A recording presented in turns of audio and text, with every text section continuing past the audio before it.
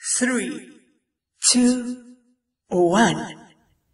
Hai, kita ketemu di novel Bos Tampan yang Mati Rasa. Ketemu lagi kita, menunggu lama ya. Maaf udah membuat kalian menunggu semuanya dan terima kasih. Semoga kita semua tetap sehat. Apapun yang sedang kita lakukan, apapun masalah yang kita hadapi, kalau kita menunggu sesuatu yang membahagiakan, kita pasti akan semangat karena kita punya harapan.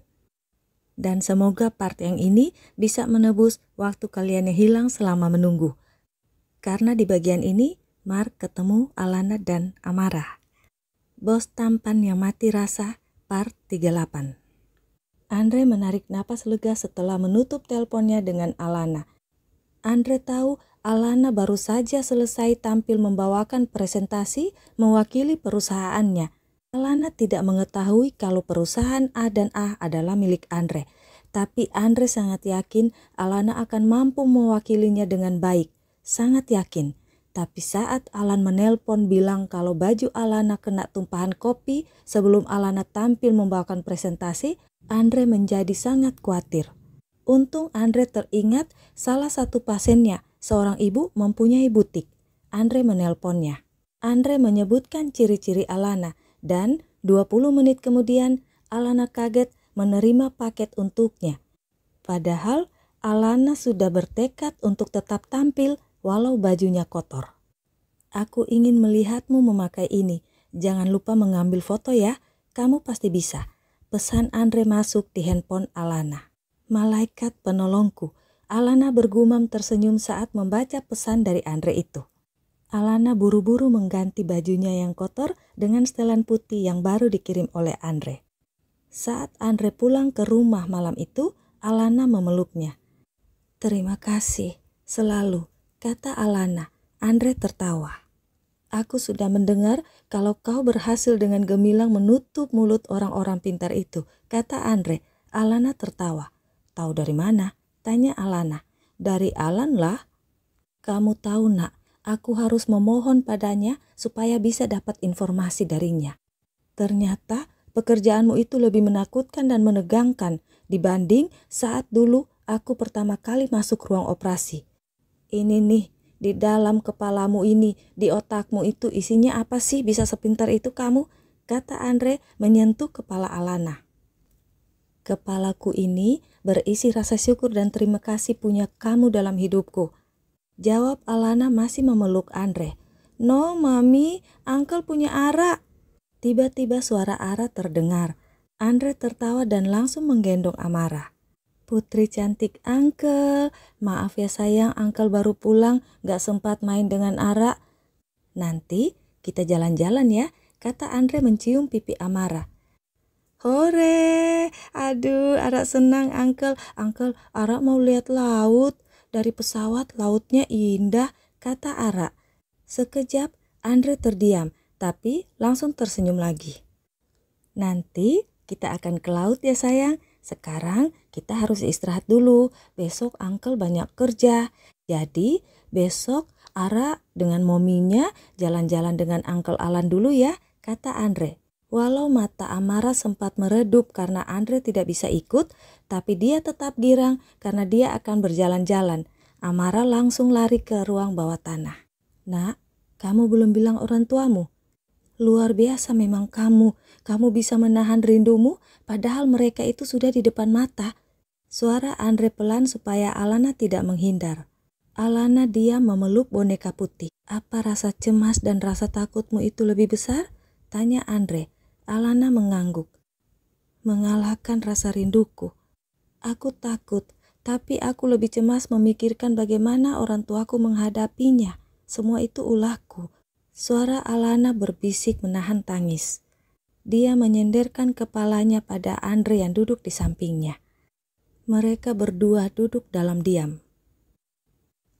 My dear Risti, mohon maaf, minta maaf banget karena aku bisa up-nya itu cuma di Senin sampai Sabtu dan setiap hari cuma bisa satu part. Mudah-mudahan aku lebih banyak waktu dan bisa memenuhi permintaan kalian untuk tiap hari bisa up dan bisa lebih dari satu part di setiap harinya. Yang penting kita semua tetap sehat.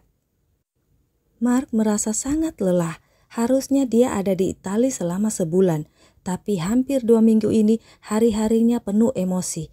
Proyek-proyek selalu saja ada masalah. Setiap hari terlalu banyak laporan-laporan yang membuatnya pusing.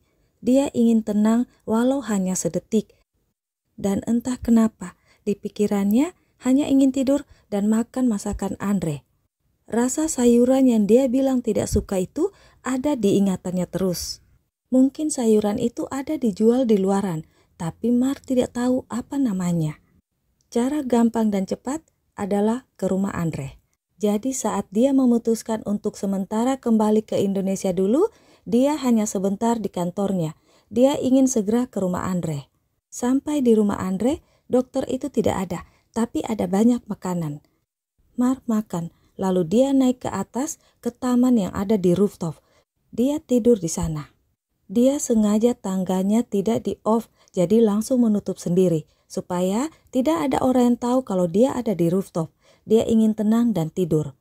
Nanti dia bisa turun lewat teras depan ke kamar Andre pakai tangga monyet. Mark terbangun saat hari sudah gelap. Dia mengambil handphonenya ingin melihat jam. Tapi handphonenya mati. Dia masih mengantuk, tapi dia sangat haus dan lapar. Mark memutuskan untuk turun. Mungkin Andre sudah ada. Mark ke teras depan dan turun lewat tangga monyet ke kamar Andre. Saat Mark ingin keluar dari kamar Andre, dia mendengar suara-suara orang masuk rumah. Mark kaget. Siapa itu? Mark memutuskan untuk tetap di kamar dan mengintip, tapi tidak bisa melihat apa-apa. Karena posisi pintu kamar Andre itu menghadap ke ruang tamu, ke arah sofa, bukan ke arah ruang tengah ke meja makan.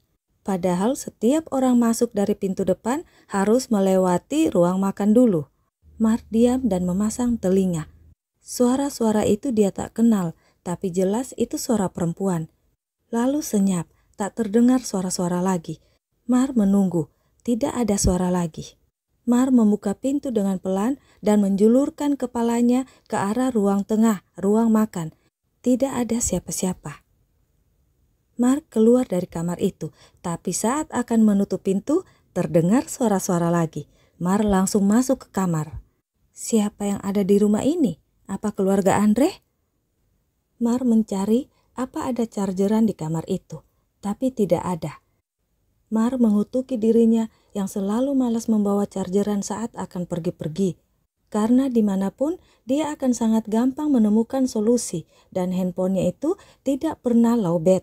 Tapi Mark ingat, sejak dia berangkat dari Italia ke Indonesia, dia belum mencharger handphonenya dan dia tertidur cukup lama di rumah Andre. Mark ingin kembali naik lagi ke ruang atas, ke ruang rooftop. Tapi dia tidak tahu bagaimana caranya. Andre hanya menunjukkan cara untuk turun, bukan naik. Terpaksa Mark diam dan tiduran di kamar Andre. Hampir sejam Mark menunggu, tapi suara-suara itu masih terdengar di ruang makan walau agak sayup. Mark semakin haus dan lapar. Dia mencari celah untuk bisa mengintip keluar, karena tidak mungkin dia akan membuka pintu. Dan Mark menemukan jendela kaca kecil yang agak memanjang tertutup oleh tirai yang hampir menutupi sebagian ruang kamar itu. Tapi jendela kaca itu menghadap ke ruang tamu, bukan ke ruang makan. Terpaksa Mark harus menunggu Andre pulang. Saat Mark ingin berbaring lagi, terdengar suara TV. TV itu membelakangi dinding kamar Andre dan menghadap ke arah sofa karena orang yang nonton harus duduk di sofa. Mark berjinjit ke arah jendela kaca, mengintip, dan Mark hampir terjatuh. Jantungnya serasa copot. Dia mengucek-ucek matanya. Apa ini mimpi? Itu si gadis perawan. Apa dia pulang? Butuh beberapa menit untuk Mark tenang dan mengintip lagi. Mark melihat Alana lagi duduk sambil memegang lembaran-lembaran kertas dan di meja ada laptop. Gadis itu lagi bekerja. Gimana bisa bekerja dengan suara TV yang berisik begitu suaranya? Mark menatap seperti tak bernapas. Dia memperhatikan Alana. Dia cantik, polos, tapi terlihat dewasa, gumam Mark.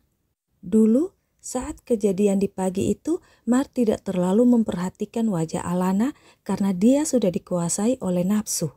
Wajah Alana memang tidak tersimpan dalam ingatan Mark, Tapi saat melihat foto Alana, dia akan mengingatnya.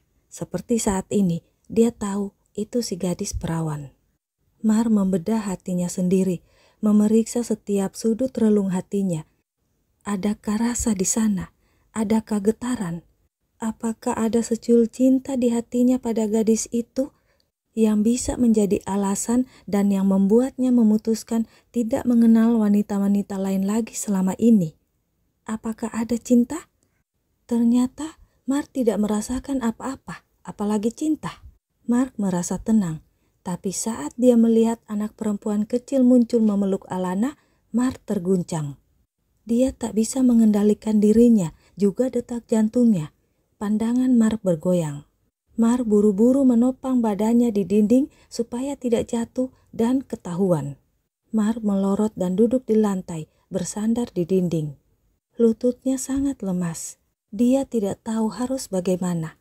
Si gadis perawan dan anaknya yang dicarinya sekian tahun, sekarang hanya berbatas tembok dinding kamar dengannya. Ternyata Mark tidak siap bertemu dengan mereka. Mark gemetar dan takut. Bagaimana kalau Amara menolaknya? Bagaimana kalau Amara tidak mau Mark menjadi ayah sungguhannya? Dan kemungkinan terburuk, bagaimana kalau Alana kembali menghilang? "Oh dok, cepatlah kemari, bantu aku," desis Mark lirih tak berdaya. Dia hanya bisa menarik napasnya berulang-ulang, berusaha menenangkan diri. Lututnya masih lemas, tak mampu berdiri. Tapi telinganya sangat jelas menangkap percakapan Alana dan Amara. "No, Mam, Ara itu maunya pantai bukan mall," suara Ara memohon. "Nanti ya sayang, Mommy sedang sibuk bekerja sekarang. Mommy janji akan bawa Ara ke pantai, tapi nanti ya, oke?" kata Alana. Tak terdengar apa-apa. Tahu-tahu suara TV jadi kencang. "Ara?" tegur Alana. Diam. Lalu TV senyap, dimatikan. Terdengar suara isak tangis Amara. Mar menggeser badannya ke jendela, ingin mengintip lagi. Hatinya ikut renyuh mendengar suara tangis Amara. Tapi pandangan Mar terhalang oleh TV. Mar berusaha untuk berdiri dengan memegang pada dinding. Terlihat Alana memeluk Amara yang menangis di dadanya Alana. "Mommy minta maaf ya sayang, Mommy tahu Ara ingin sekali ke pantai, ingin memegang air lautnya. Tapi Mommy belum bisa sekarang. Ara kan sudah janji sebelum kesini. Ara kan tahu kalau Mami kesini itu untuk kerja, ingat kan? Tapi nanti selesai kerjaan Mami, kita akan jalan-jalan. Mami akan ikuti keinginan Ara." "Tapi Ara juga ingat kan kesepakatan kita apa?" tanya Alana. Amara mengangkat wajahnya menatap Alana. "Ara ingat, Mom, Ara nggak boleh minta makanan dan lain-lain, nggak boleh jajan sembarangan, nggak boleh boros-boros uang Mami buat pesawat pulang. Ara ingat, Mami, Ara hanya ingin ke laut, bukan mainan dan jajan," kata Amara dengan suara yang masih sesungguhkan menahan tangis. "Ke laut itu harus bayar juga sayang, tapi Mommy janji Mommy akan bawa Ara ke sana. Kita bermain dan mandi laut sepuasnya, oke? Udah, jangan nangis lagi ya sayang, sini Mommy peluk. Aduh, anak pintar kesayangan Mommy.